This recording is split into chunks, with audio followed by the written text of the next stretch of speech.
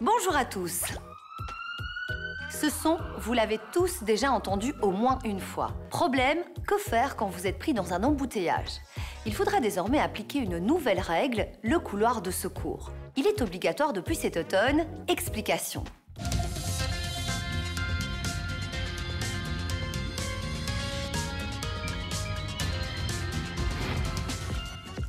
Gyrophares et sirènes actionnés, les services de secours tentent souvent de se frayer un chemin dans la circulation. Pour eux, chaque seconde compte. Et pour les aider, le code de la route s'adapte en créant le corridor d'urgence. Est-ce que vous savez ce que ça signifie, un couloir pour les services de secours? Eh bien, si c'est encombré, par exemple sur l'autoroute. C'est pas la bande des pneus crevés? C'est ce qui est à droite, par exemple, sur les autoroutes. C'est l'obligation de se déporter à l'extrême droite ou à l'extrême gauche. De manière à laisser le couloir pour les services de secours. Pouvoir laisser passer les ambulances ou la police ou autre chose. La règle, elle est simple. Dans un embouteillage, sur une route qui a au moins 2 bandes de circulation dans le même sens, les véhicules sur la bande la plus à gauche devront serrer le plus à gauche possible. Ceux de la bande voisine devront, eux, serrer le plus à droite possible.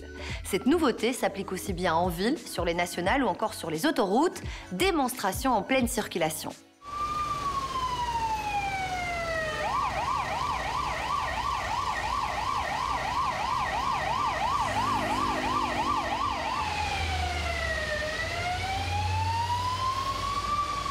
Le couloir de secours a donc pour but d'orchestrer de manière efficace les manœuvres des automobilistes.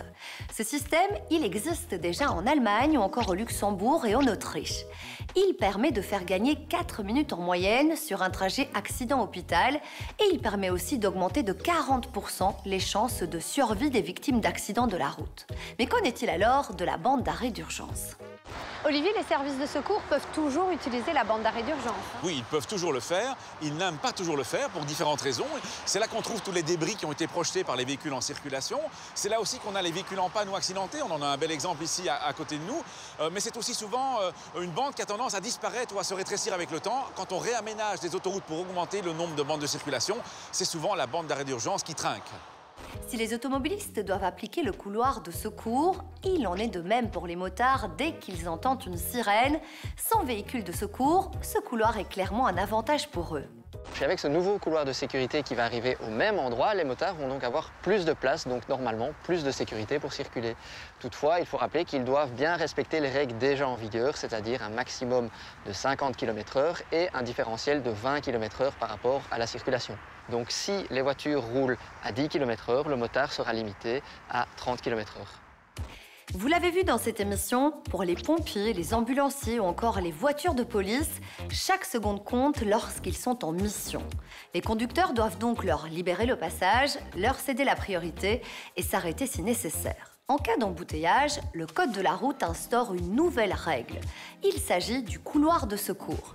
Les véhicules sur la bande de le plus à gauche devront serrer le plus à gauche possible. Ceux de la bande voisine devront eux serrer le plus à droite possible. Si vous avez des questions, contactez-nous sur les réseaux sociaux.